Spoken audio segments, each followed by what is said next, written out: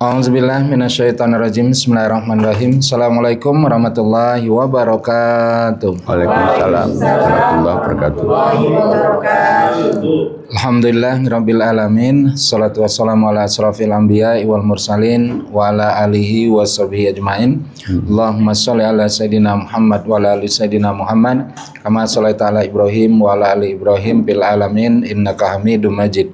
Rabbi shrah li sadri wa yassir li amri wa hlul 'uqdatam min lisani yafqahu qawli. Amin. Rabbi zidni ilma, Rabbi zidni ilma, Rabbi zidni ilma. Alhamdulillah, segala puja dan puji syukur kita panjatkan kehadirat Allah Subhanahu wa taala. Sore hari ini kita dapat berkumpul kembali bersama guru besar kita dalam rangka kita membahas Al-Qur'an dan membahas Al-Qur'an semua yang ada dalam kehidupan kita ini. Salawat beriring salam mari kita sampaikan kepada junjungan alam kita baginda Muhammad Rasulullah sallallahu alaihi wasallam. A'udzubillahi minasyaitonirrajim wa nunazzilu minal Qur'an ma huwa syifaa'u wa rahmatul lil mu'minin wa la yaziduz zalimina illa khusara. Subhanallah, kita bersyukur kepada Allah Subhanahu wa taala. Apa artinya? Dan sesungguhnya kami turunkan Al-Quran itu kata Allah sebagai obat, tapi obatnya bagi orang-orang mukmin, bagi orang-orang yang beriman. Tetapi bagi orang yang zalim, Al-Quran itu nggak menjadi syifa, nggak menjadi obat. Nah, oleh karenanya podcast ini kita mengangkat Quran, ya, memperkenalkan Al-Quran, membahas Al-Quran bersama guru besar kita Bapak Dr. Andes Kiai Haji Najamuddin Siddiq. Sebelumnya saya perkenalkan yang hadir sore hari ini Ustadz Tanto. Assalamualaikum warahmatullahi wabarakatuh. Ustadz Ferry Halik, Ustazah Yuli, dan Ustazah Ani Mahali, dan Ustadz Arman. Beliau ini adalah pilot nih, backgroundnya pilot nih. Ya Alhamdulillah begitu ketemu dengan Al-Quran sehingga makin mantap dia dalam mengamalkan Al-Quran dalam kehidupan kita sehari-hari, dalam kehidupannya sehari-hari, sehingga lebih baik lagi keimanan ketakwaannya kepada Allah Subhanahu wa taala. Selanjutnya kita serahkan kepada guru kita untuk melanjutkan isi podcast kita pada sore hari ini tentang bagaimana pengalaman kita semuanya sebelum dan sesudah menemukan Al-Quran dalam kehidupan kita sehari-hari. Kepada beliau kami persilakan. A'udzubillahi minasyaitonirrajim. Bismillahirrahmanirrahim. Rabbi shrah li sadri wa yassir li amri wahlul 'uqdatam min lisani yafqahu qawli. Rabbana la tuzigh qulubana ba'da idh hadaitana wa hab lana min ladunka rahmah innaka antal wahhab. Rabbi zidni ilma, Rabbi zidni ilma, Rabbi zidni ilma. Rabbi a'udzubika min hamazati syayatin wa a'udzubika Rabbi ayyahdurun. Rabbi anzilni manzala mubaraka wa anta khairul munzilin. Allahumma sholli ala Muhammad wa ala Muhammad kama shallaita ala Ibrahim wa Ibrahim fil alamin innaka Hamidum Majid. Rabbirhamhuma kama rabbayani shaghira walhamdulillahi rabbil alamin. Assalamualaikum warahmatullahi wabarakatuh. Waalaikumsalam warahmatullahi wabarakatuh. Alhamdulillah kita berada di kawasan Yayasan Khazanah Kebajikan. Khazanah Kebajikan itu dalam membawai 4 sekolah. Sekolah SD alhamdulillah maju, dan insya Allah tahun depan juga membuka SD yang bilingual. Amin. Dan MTS juga alhamdulillah maju, dan juga SMK alhamdulillah juga maju, dan MA juga alhamdulillah maju. Selain 4 lembaga sekolah ada lagi tahfiz, ada lagi ekonomi umat, ada lagi produksi roti, ada lagi kebun singkong, dan ada juga boarding school. Yang boarding school itu anak yatim piatu, fakir miskin yang mereka tinggal di situ alhamdulillah free kan. Free ya. Dan juga alhamdulillah ada juga pengajian Nurun ala Nur tiap hari sini. Itu nggak ada libur? Nggak ada libur. Ya. Setiap hari ya? Pokoknya 24 hours 7 days. Dan itu buat umum, siapa umum, saja? siapa aja yang bisa. Nah, kita membuat podcast ini untuk mengenalkan kepada masyarakat umum Quran. Kita nggak cerita politik, kita nggak cerita yang lain-lain. Kita ingin cerita Quran, pengalaman setelah baca Quran, sebelum ngaji Quran. Nah sekarang kita minta pengalaman Ustadz Ferry ini, karena udah banyak malah melintang ngaji di mana-mana nih. Di mana nih Ustadz? Nah, silakan Ustadz. Alhamdulillah Rabbil Alamin. Wallazi arsala rasulahu bil huda wa dinil haq liyuzhirahu ala dini kulli wa kafa bila syahida. Terima kasih banyak Pak Kiai waktunya. Sedikit mungkin saya boleh flashback ya Pak Haji, flashback jauh ke belakang. Izin Pak Kiai, Pak Arman, Ustadz Kelani, Ustadz Anto. Jadi kilas balik, kalau dari saya di usia muda memang saya bersyukur. Bersyukurnya kenapa? Punya kedua orang tua yang memperhatikan kami dalam urusan agama. Makanya dalam 6 bersaudara ya alhamdulillah kami berenam itu memang semuanya sholatnya nggak ada yang lepas. Alhamdulillah. Ngaji Quran alhamdulillah memang kita yang bawa kan, berkat ilmu Pak Kiai ini dan ustadz-ustadz yang lain yang mengajarkan kitab Al-Quran dan yang lain-lain. Background dari keluarga umum atau background umum. Jadi memang kebetulan almarhum bapak itu orang tuanya, bapaknya berarti kakek kita ya. Memang guru ustadz kampung, guru agama dulu di kampung. Guru agama ya. Ya mungkin doanya dia kali sampai kepada cucunya, anak-anaknya. Itu bapak. Kalau ibu backgroundnya biasa, orang tuanya pun biasa. Orang Medan Pak Arman itu, dua-duanya Deli Serdang, bapak ibu itu. Dan alhamdulillah setelah menikah tahun 60-an ke Jakarta, disinilah bapak itu usaha. Lahirlah kami semua dan memang dari SD sudah kuat itu agama diajarkan. Bahkan SMP itu sudah tidak meninggalkan sholat 5 waktu lagi kita. Alhamdulillah. Dari SMP, apalagi SMA. Kalau lupa sholat, meninggalkan sholat ketahuan, repot Pak Haji, urusannya panjang. Waduh, langsung disidang kita sama bapak. Apalagi tahu di depan mata dia. Itu bisa diguyur, kena sapu lidi, bisa juga kena ikat pinggang. Ekstrim. Itu berbekas. Kita nggak bisa lupa pendidikan agama yang memang sangat penting sejak dini. Itu yang kami rasakan. Makanya kami bersaudara 6 orang itu, insya Allah dari SMA tidak pernah meninggalkan sholat 5 waktu. Alhamdulillah. Itu ajaibnya, itu luar biasanya.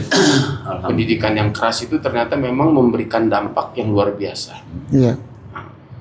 Nah terus tadi ngikutin pengajian-pengajian itu gimana? Iya, jadi setelah SMA masuk kuliah, ketertarikan kepada agama menjadi lebih.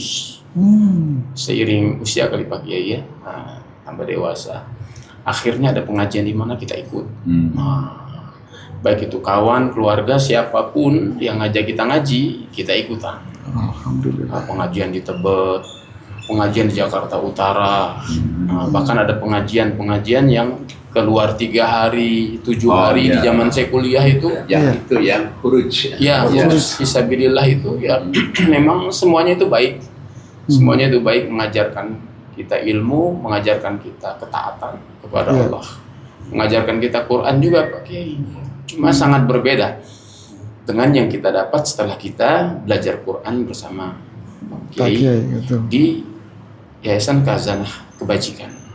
Apa perbedaannya yang sangat mencolok? Jadi perbedaannya lebih kurang kan saya kenal sebenarnya dengan Pak Kiai dari tahun 2000. Kita bertetangga.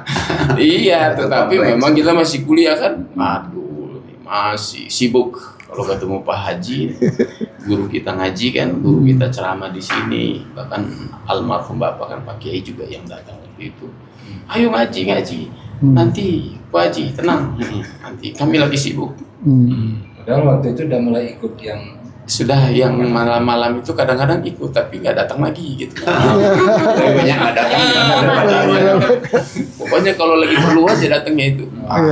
Hilang keperluan sudah kita kembali lagi ke rumah. Memang zaman kuliah, masih zaman kuliah. Sampai setelah kuliah pun begitu. Sampai menikahi ini istri kita, bidadari kita, masih pun bandel itu. Iya.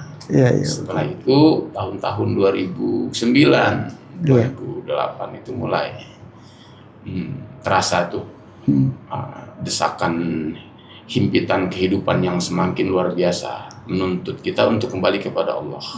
Sebenarnya itu kata kuncinya. Subhanallah. Coba dari sempat juga ya. kan gitu sempat. Ya kadang-kadang orang kan dunia lupa sama Allah, akhirnya diberikan satu kesulitan. Situ baru ketemu. Baru ketemu, baru tertarik, baru melongo. Malam Sabtu, malam Minggu, malam Sabtu, malam Minggu. Pernah pakai itu kita malam Sabtu, malam Minggu nggak langsung pulang lagi, jalan lagi kita untuk kupas Quran itu. Jadi pernah sampai nggak tidur malam itu karena besoknya kan sudah ngaji lagi nanti malamnya tuh ketemu malam Sabtu, malam Minggu kan. Nah, malam Minggu kita ngaji lagi, karena Sabtu kita nggak pulang habis pengajian di sini malam Sabtu. Langsung pagi keluar kita jalan kupas lagi dengan teman-teman, dengan rekan-rekan sampai ketemu dong, nggak terasa nih sudah mau maghrib nih. Pulang maghrib habis itu masih jalan lagi, masya Allah. Artinya sebelum ketemu yayasan pengajiannya tidak membahas Quran. Belum dapat hal-hal seperti kajian hikmah ini. Bil hikmah wal mau'izatil hasanah itu memang belum populer kan di mana-mana. Nah, ternyata memang akal itu sangat penting dalam menyatukan pikiran kita dengan Al-Quran. Memang nomor satu ya akal kita kedepankan. Baru kita dapat hikmah tadi. Nah ini cuma di sini tuh. Nah makanya kan di dalam surat 39 ayatnya kan 27 tuh. Ya, Ustaz Tanto. A'udzubillahi minasyaitonirrajim. Bismillahirrahmanirrahim. Sesungguhnya telah kami buatkan bagi manusia dalam Al-Quran ini setiap macam perumpamaan agar mereka mendapat pelajaran. Ialah Al-Quran dalam bahasa Arab yang tidak ada kebengkokan di dalamnya agar mereka bertakwa. Nah jadi Al-Quran ini Allah berikan segala macam perumpamaan. Apa aja diberikan umpamanya itu. Yang umpamanya itu orang nggak sekolah pun paham perumpamannya itu. Misalnya kayak kalau orang nggak percaya Quran, anggap enteng Quran, maka dia akan ditutup pintu berkah dari langit. Berarti nggak turun rahmat Allah, doa nggak dikabulin. Permintaan apa lagi? Yang kedua lagi coba, tidak akan masuk surga sampai onta masuk lubang jarum. Bayangin coba, bahasa Allah itu kan? Tidak mungkin. Ya nggak mungkin lah kita masukin ke lubang jarum itu kecil begini, ini onta coba. Kakinya aja nggak bisa masuk ya? Nggak bisa. Apalagi onta. Waduh, nah itu. Jadi Allah bikin perumpamaan seperti itu. Memang dia bahasa Arab. Ya cuman bahasa Arab kalau nggak diartikan ya nggak paham juga orang. Nah makanya coba dilihat ayat selanjutnya. Coba dibaca ayat selanjutnya.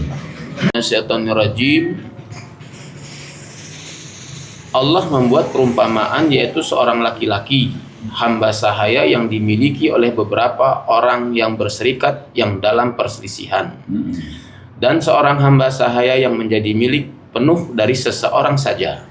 Adakah kedua hamba sahaya itu sama keadaannya? Segala puji bagi Allah, tetapi kebanyakan mereka tidak tahu. Mungkin bingung kok hubungannya kok hamba saya, kenapa ini? Gini nih, misalnya kan begini nih. Ustadz Arman sama Ustadz Kelani nih, berdua nih. Katakanlah kita umpamakan jadi hamba nih. Tapi Ustadz Arman ini, dia menjadi hamba dikuasai oleh beberapa bosnya, berapa majikannya mungkin 3, 4, 5 yang bersatu sama lain bertengkar ini. Sementara Ustadz Kelani dia jadi hamba juga, tapi dia bosnya satu. Allah suruh kita mikir, ya kira-kira yang enak itu yang mana tuh dari kedua hamba itu? Yang bos satu kan? Bos satu. Nah, yang ini tadi bingung. Bos yang ini bilang ini, yang ini bilang nggak ini lagi ini kan. Itulah kalau orang yang satu, orang itu ngaji, dia ngaji percaya dengan Quran saja, bahagia dan selamat dia. Tapi kalau kita tuh ngambil lagi sini, ngambil lagi sini, ngambil lagi sini, sama kayak tadi itu hamba, banyak sekali anunya, perintahnya, banyak sekali larangannya, satu sama lain bisa bertentangan, bingung mau ngikutin mana gitu. Makanya maksud Allah itulah gambaran orang-orang yang tadi baca ini, ngaji di sini, baca ini, ngaji di sini, Ya, selamatan orang. Baca Quran, lihat di Quran ada perintahnya, kerjain, larangan jauhkan. Lihat lagi sini, baca Quran, ada perintah kerjain, larangan jauhkan. Ya selamatan yang ini. Ya, jelas. Ini begini, ini begini, ini begini, ini begini, coba. Nah itu maksudnya. Nah, kadang-kadang orang kan Allah mengambil perumpamaan itu jauh, tapi jauh itu sebetulnya untuk memudahkan kita itu. Berarti banyak pengajian belum tentu lebih baik. Oh, belum tentu lebih baik. Enggak jaminan. Nggak jaminan. Nggak jaminan. Nggak jaminan. Nggak jaminan dia selamat dunia akhirat. Ya. Kayaknya sebenarnya orang itu kalau ngaji itu maunya Allah itu udah kamu Quran aja. Kalau Quran itu udah pasti ada ayatnya, ada suratnya dan memudahkan orang juga. Misalnya nih kita nih bawa kitab apa begitu. Oh ada di Fathul Mu'in halaman sekian gitu. Lah Ustazah Ani punya nggak Fathul Mu'in? Nggak tentu. Belum Fathul Mu'in dalam sekian belum tentu kan? Ya. Ustaz Yuli punya nggak? Belum tentu punya. Tapi kalau kita bilang ini ada di Quran, surat sekian, ayat sekian, 99% umat Islam punya Quran. Nah, saya pernah nih Pak Kiai mengajak seseorang untuk ngaji di sini, dan dia menanyakan itu tafsirnya apa, gitu. Saya nggak bisa jawab karena saya berdasarkan cuma Al-Quran. Ya. Berarti kalau begitu Pak Itu Pak Ustadz, bagaimana? Ya, kadang-kadang dia bisa ngomong dia tafsirnya Pak bilang aja kita tafsir Departemen Agama. Gitu jawab aja. Kenapa tafsir Departemen Agama itu? Kalau dia yang menerjemahkannya tim, bukan satu orang. Jadi ada ini dari ini ahli ilmu ini, ahli ilmu ini, ahli ilmu ini. Kalau biasanya kalau yang Quran yang masih coklat itu ada tuh tulisannya tuh, ada kan? Kita pakai ya. Itu Departemen Agama itu ada dia. Si A yang nah itu orang berbeda disiplin ilmunya itu. Supaya untuk mengurangin satu kesalahan-kesalahan itu. Lebih bagus itu sebetulnya. Quran itu berarti Pak Ustadz sempurna Pak Ustadz ya? Oh udah pasti itu. Jadi kalau orang mau baca kitab yang paling sempurna itu adalah Quran. Jadi kalau dia misalnya bawa kitab yang lain belum tentu sempurna. Kalau Quran itu dijamin oleh Allah sempurna. Kenapa? Ya surat 6, 115, 116. A'udzubillahi minasyaitonirrajim. Bismillahirrahmanirrahim. Dan telah sempurna firman Tuhanmu Al-Quran dengan benar dan adil. Tidak ada yang dapat mengubah firman-Nya, dan Dialah Maha mendengar, Maha mengetahui. Dan jika kamu mengikuti kebanyakan orang di bumi ini, niscaya mereka akan menyesatkanmu dari jalan Allah. Yang mereka ikuti hanyalah persangkaan belaka, dan mereka hanyalah membuat kebohongan. Nah, jadi Quran ini sempurna. Udah satu sempurna, kedua benar, sempurna benar, tiga adil, yang keempat tidak pernah berubah sampai kapanpun juga dan global di seluruh dunia sama. Jadi kalau orang mau baca kitab yang global pasti benar, sempurna, ya ini nih. Nah malah mengatakan kalau kamu mengikuti pendapat yang lain di luar Quran ini, itu bisa juga prasangka, bisa juga duga-duga, bisa juga ya mungkin iya, mungkin enggak, bisa juga dusta terhadap Allah. Nggak ada jaminan Pak ya? Tapi kalau Quran udah jelas jaminan. Tapi menarik tadi Pak Kiai. Yang nggak mungkin tadi nggak mungkin. Barangkali dijelaskan juga kali Pak Kiai di Al-Quran masuk lubang jarum tadi. Karena nggak semua orang kadang-kadang yang udah paham gitu. Di Al-Qurannya dijelaskan juga nggak itu Pak Kiai? Iya, karena Al-Quran ini kan diberikan oleh Allah perumpamaan itu supaya membuat orang itu menjadi gampang, Paham. menjadi mudah. Cuman masalahnya kadang-kadang orang itu nolak dengan Quran itu. Kalau dia misalnya istiqomah aja dia, istiqomah yakin percaya, wah selamat tuh. Nah cuman masalahnya itu yaitu surat 17 part 1 itu. A'udzubillahi minasyaitonirrajim. Bismillahirrahmanirrahim. Dan sungguh dalam Al-Quran ini telah kami jelaskan berulang-ulang peringatan agar mereka selalu ingat tetapi peringatan itu hanya menambah mereka lari dari kebenaran. Lari malah. Diingatkan, kurangi, tapi malah lari dari kebenaran. Kita lihat lagi 17:89. A'udzubillahi minasyaitonirrajim. Bismillahirrahmanirrahim. Dan sungguh kami telah menjelaskan berulang-ulang kepada manusia dalam Al-Quran ini dengan bermacam-macam perumpamaan. Tetapi kebanyakan manusia tidak menyukainya, bahkan mengingkarinya. Sadaqallahul-azim.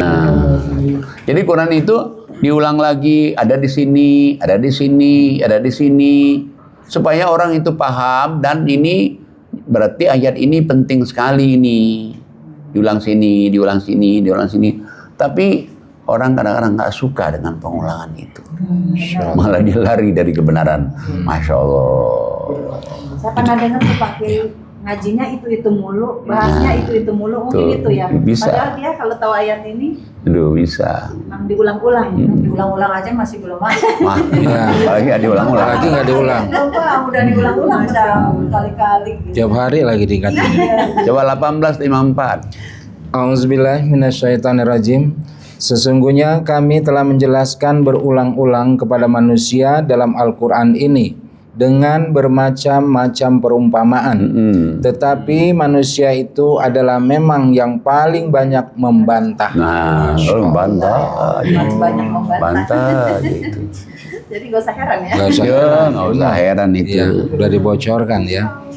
Membantah. Padahal sebetulnya Allah itu Maha Pengasih, Maha Penyayang di rumah kita itu ya. Insya Allah. Ya. Jadi berarti kalau misalnya ada ayat nih diulang lagi sini, diulang lagi sini, berarti itu penting. Nah, cuman biasanya orang belum mengerjakan ini, udah nolak duluan. Akhirnya dengan dia nolak, digembok hatinya itu. Seperti di surat 16:104 itu. Iya. A'udzubillahi minasyaitonirrajim. Bismillahirrahmanirrahim. Sesungguhnya orang-orang yang tidak beriman kepada ayat-ayat Allah, Al-Quran, Allah tidak akan memberi petunjuk kepada mereka, dan bagi mereka azab yang pedih. Jadi kalau dia sudah tidak percaya dengan Al-Quran, udah ketutup tuh. Hatinya. Langsung Hatinya Pak Ustaz. Tutup tuh. Langsung jelas banget ini. Langsung. Kalau yang kupingnya panas kalau dengar aku, Nah, itu. ada Itu. setannya.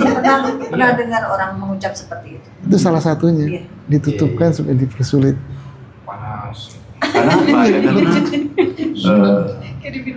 Makanya Quran untuk orang beriman, Quran untuk orang beriman, itu sebenarnya benar itu.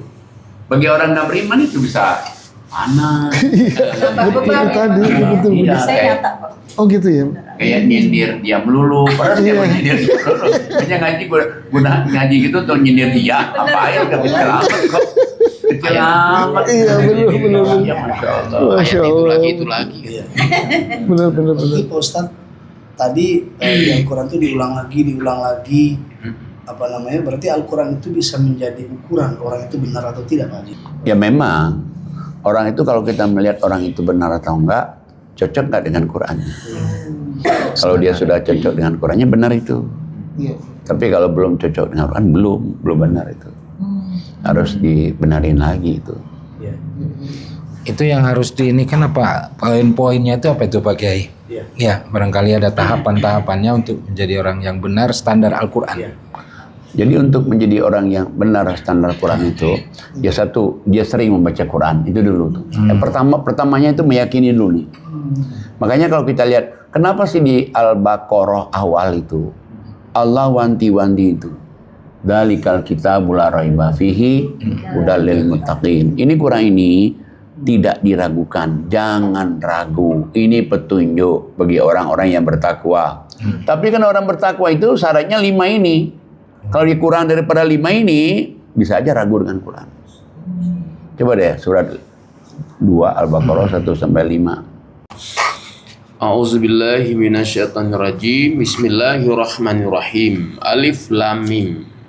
Kitab Al-Quran ini tidak ada keraguan padanya, petunjuk bagi mereka yang bertakwa, yaitu mereka yang beriman kepada yang gaib, melaksanakan sholat dan menginfakkan sebagian rezeki yang kami berikan kepada mereka. Dan mereka yang beriman kepada Al-Quran yang diturunkan kepada kamu dan kitab-kitab yang telah diturunkan sebelum kamu. Dan mereka yakin akan adanya akhirat.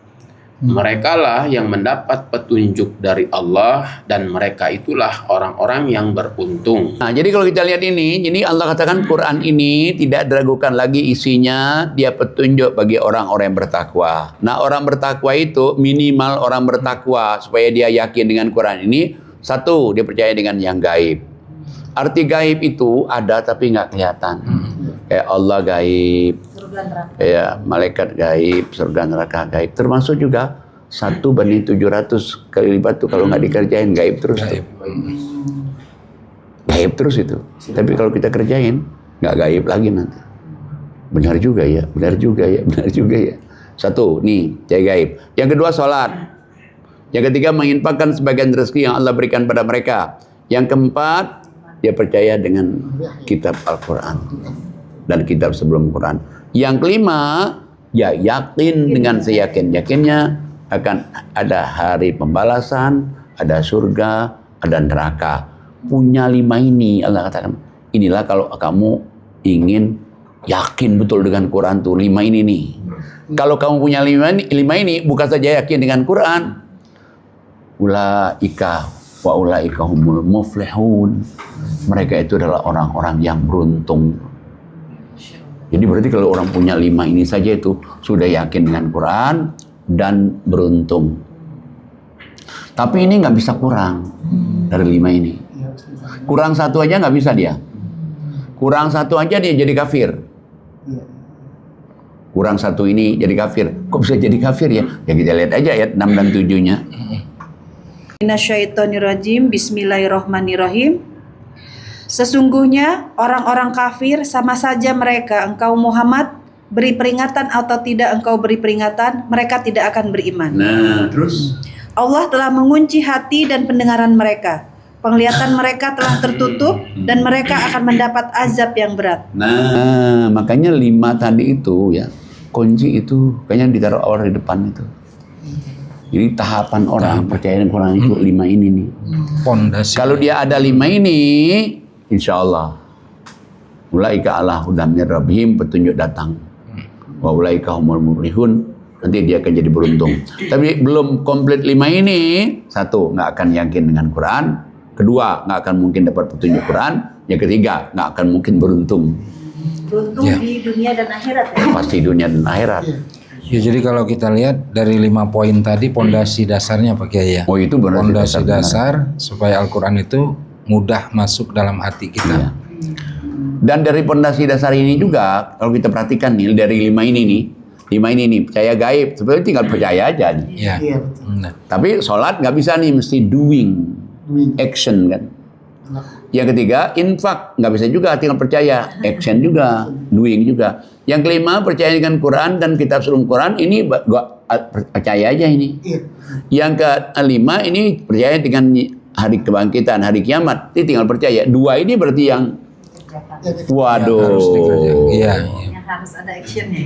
Ini 2 ini. Makanya kalau orang mulai ada 2 ini saja dia, itu mulai itu. Kalau dia belum ada 2 ini, belum. Dan kebetulan juga kan saya mengalaminya yang sholat rajin, ibadat rajin, tapi banyak sekali masalah. Jadi kayak cerita Ustaz Peri tadi ya. Barangkali dia. Sibah banyak, masalah banyak.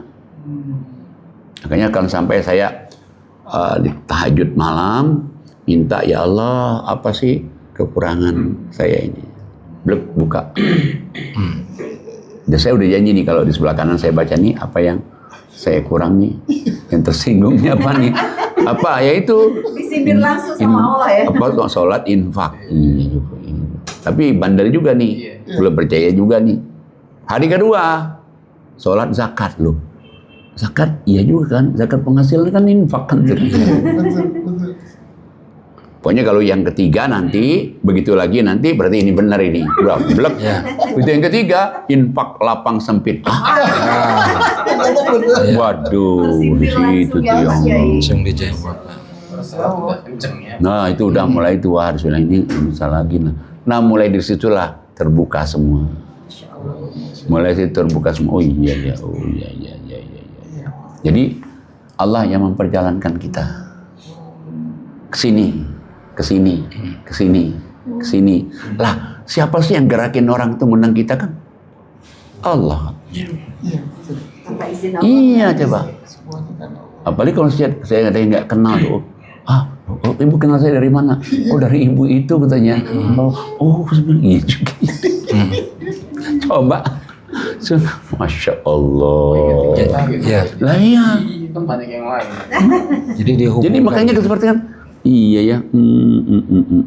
Caranya Allah itu. Dan bukan itu aja. Saya merasakan obongnya. Kita ini diperjalankan oleh Allah itu. Setelah kita ngerjakan 5 tadi, yang paling penting 2 ini, nanti kita tuh hidup itu diperjalankan oleh Allah. Kayak Allah mencatur, Allah catur nih, seret.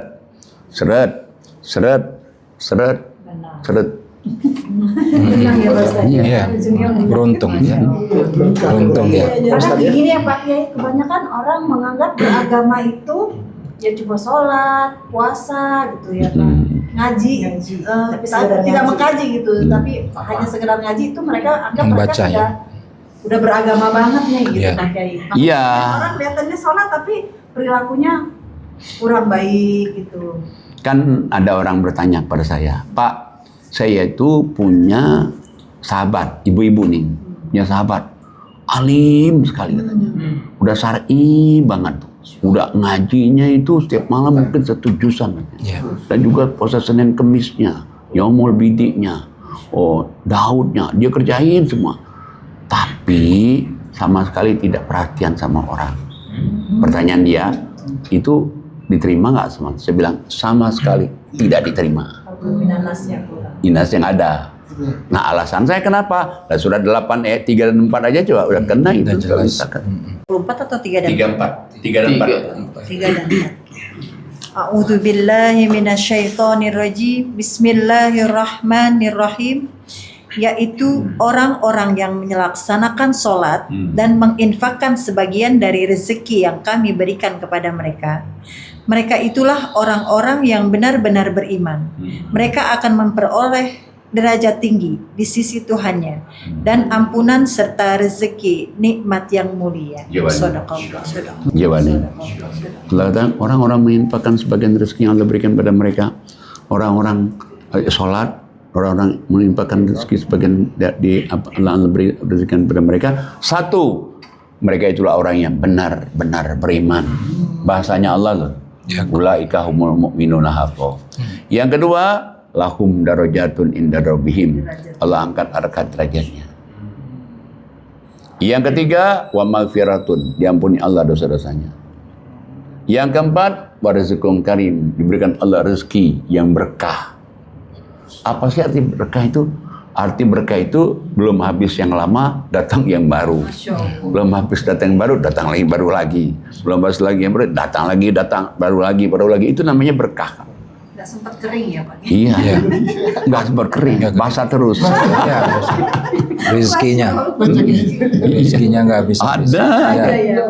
Benar. Iya juga. Iya. Jadi nggak ngaku beriman Pak Ustadz ya.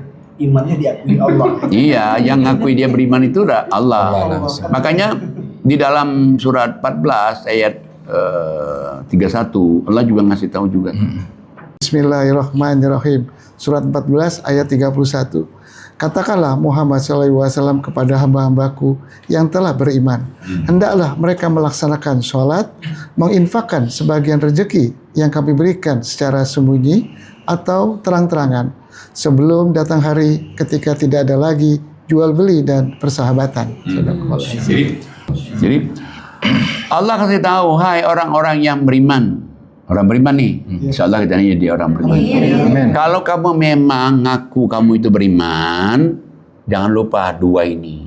1 sholat, yang kedua menginfakkan sebagian rezeki yang Allah berikan pada mereka itu. Sebelum hari tidak ada jual beli lagi. Sebelum hari tidak ada persahabatan lagi. Sebelum hari tidak ada saling tolong-menolong lagi. Maksudnya sebelum mati. Ya. Jangan udah mati baru mau sedekah kan. Udah mau mati baru mau sedekah. Ya Allah, Masya Allah. Luar biasa ya. Kalau begitu Al-Quran ini solusi hidup untuk seluruh manusia Pak Oh, Kiai. terus Ya. memang betul. Tapi sayang saat ini orang masih banyak mengenal Al-Quran ini hanya sebatas bacaan. Ketika dipahami, dimamalkan, dahsyatnya baru terasa. Betul. Yang goib-goib bisa terjawab. Oh, bisa terjawab. Familiar tuh kurang disosialisasi atau bagaimana nih Al-Quran? Kayaknya kurang disosialisasi. Karena kayak kita aja baru mengenal itu, taunya baca aja, nggak tahu kalau harus dibaca. Ya. Harus dibaca. Ya, kurang disosialisasikan aja. Ya.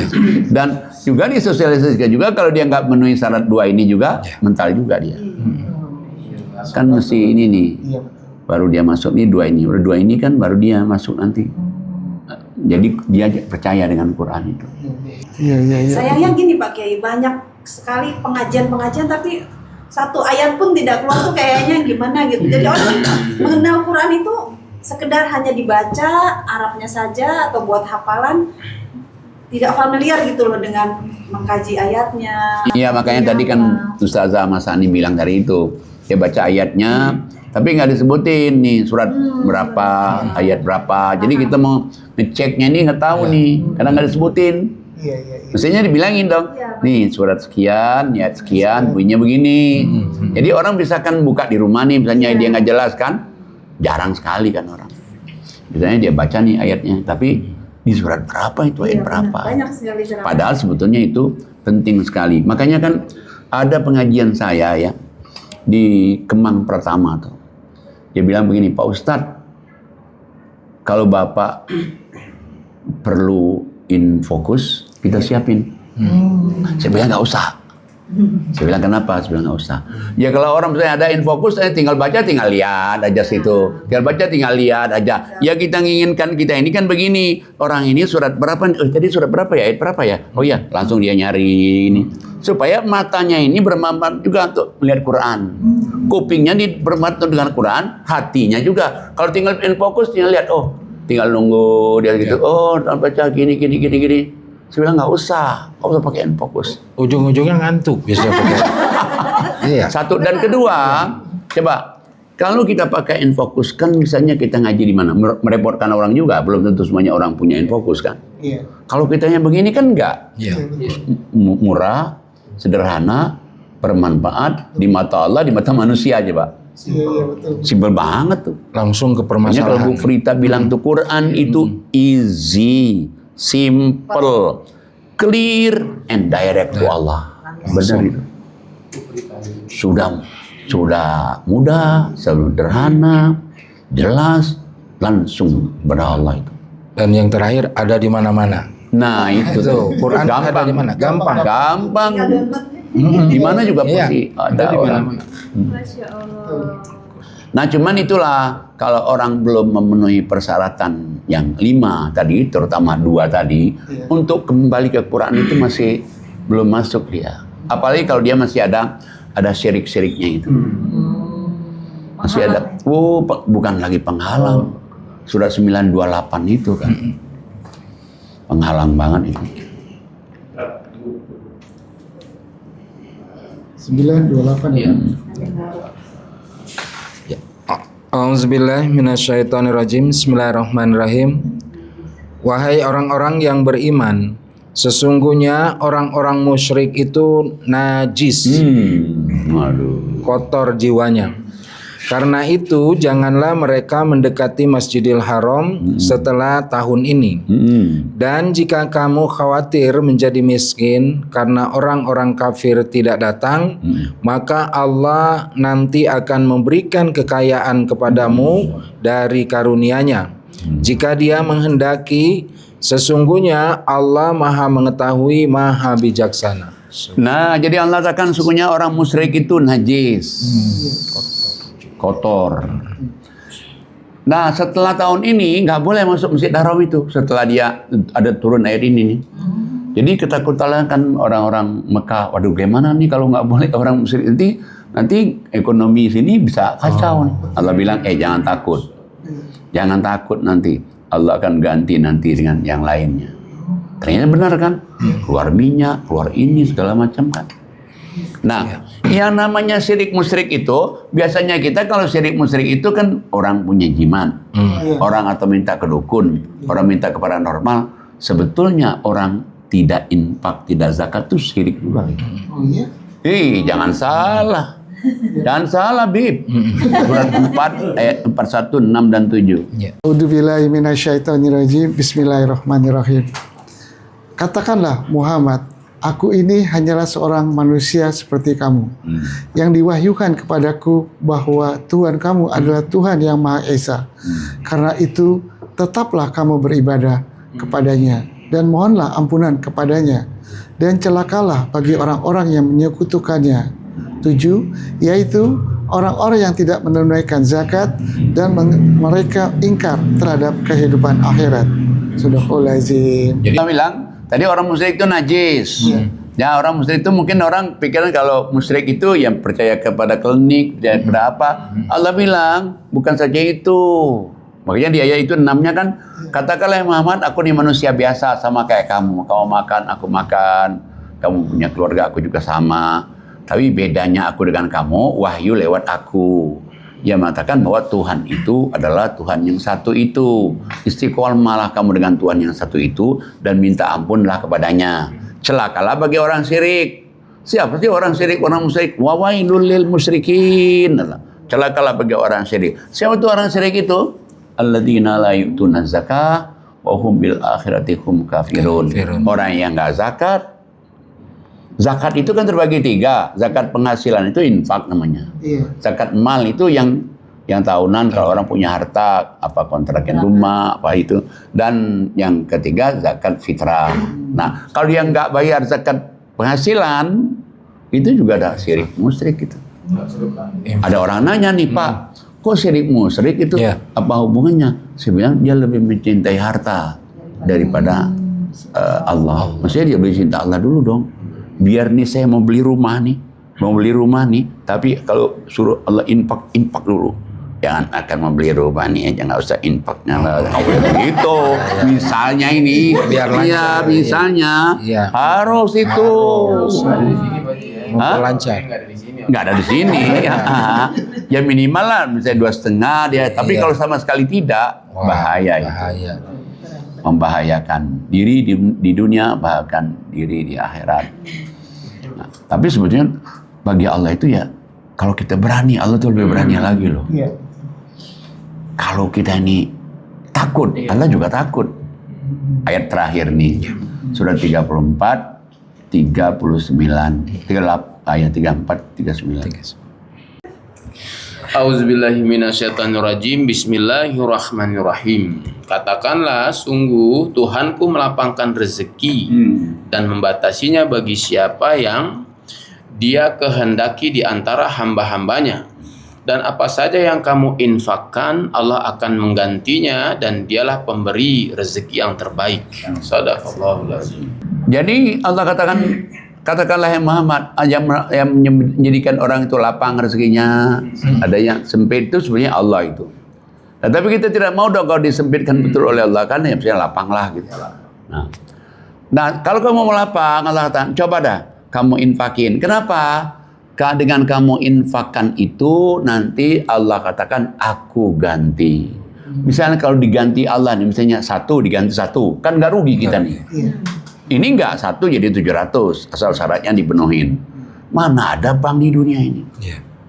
Nah makanya kenapa kok infak itu kayaknya Allah maksa betul itu. Kayak surat 65 ayat 7 Yul. 65 ayat 7. 65 ayat 7. Ya, Talak. Auzubillahi minasyaitonirrajim. Bismillahirrahmanirrahim. Hendaklah orang yang mempunyai keluasan memberi nafkah menurut kemampuannya. Dan orang yang terbatas rezekinya hendaklah memberi nafkah dari harta yang diberikan kepadanya. Allah tidak membebani seseorang melainkan sesuai dengan apa yang diberikan kepada Allah kepadanya. Allah kelak akan memberi kelapangan setelah kesempitan. Jadi kalau kita lihat di sini kan orang kaya harus infak nih. orang pas-pasan. Infak ini Allah tahu loh kemampuan kamu, itu berarti kalau kamu banyak rezeki ya banyak, kalau kamu sedikit ya sedikit. Di ujung ayat itu Allah katakan, kamu tuh tahu nggak sebenarnya Allah itu pingin menjadikan kamu hidup tuh mudah, lapang. Nah, makanya kalau kita lihat kok memang benar Allah tuh kencang sekali nyuruh infak itu. Kayak ayat yang paling akhir surat 3134. 134. Iya. A'udzubillahi minasyaitonirrajim. Bismillahirrahmanirrahim. Yaitu orang-orang yang berinfak baik di waktu lapang maupun sempit, dan orang-orang yang menahan amarahnya dan memaafkan kesalahan orang lain, dan Allah mencintai orang yang berbuat kebaikan. Masya Allah. Berarti kalau orang infak lapang sempit itu akhlaknya jadi baik juga kan. Jadi apa? Tadi nggak bisa nahan marah, jadi bisa nahan marah. Dan bisa memaafkan kesalahan orang lain. Banyak itu orang dendam kan. Dan satu lagi, Allah cinta. Allah cinta. Nah cuman masalahnya, kita ini kenapa berat? Karena kita sudah dididik dari sejak kita kecil, hemat pangkal kaya. Hemat pangkal kaya. Jadi di otak kita itu, kalau mau kaya, hemat. Padahal udah kita coba juga hemat juga, kaya juga enggak. Nah, padahal Allah akan kikir itu nggak baik loh. Kikir itu nggak baik. Ayat paling akhir sekali. Surat 3180. 3180. Bismillahirrahmanirrahim. Dan jangan sekali-kali orang-orang yang kikir dengan apa yang diberikan Allah kepada mereka dari karunia-Nya, mengira bahwa kikir itu baik bagi mereka, padahal kikir itu buruk bagi mereka. Apa harta yang mereka kikirkan itu akan dikalungkan di lehernya pada hari kiamat. Milik Allah warisan apa yang ada di langit dan di bumi. Allah Maha teliti terhadap apa yang kamu kerjakan. Jadi Allah bantah itu. Kalau orang bilang berkikir itu baik, ini Allah bilang enggak, kikir itu enggak baik. Kenapa kikir itu tidak baik? Harta yang kamu kikirkan itu yang tidak dikeluarkan dekat infaknya itu nanti akan dikalungkan di hari kiamat. Kalau di hari kiamat dikalungin. Tapi kalau di dunianya orang nggak mengeluarkan infak itu nantinya akan nyusahin dirinya. Kenapa? Anaknya berantem. Mudahnya contoh tuh. Anak rebutan. Akhirnya apa? Anak itu main kubu-kubuan. Yang ini kubu ini, yang ini kubu ini, berantem. Kalau kita ketemu sama ini dia jelekin yang ini. Temu yang ini yang jelekin, yang ini. Yang nyarinya orang tua, ribut anaknya. Yang berantem anaknya. Kita kadang-kadang mau bela yang ini, nanti gimana yang ini mau bela yang ini. Jadi gitu, jadi Serba salah. serba benar itu. Dia bilang iya juga ya.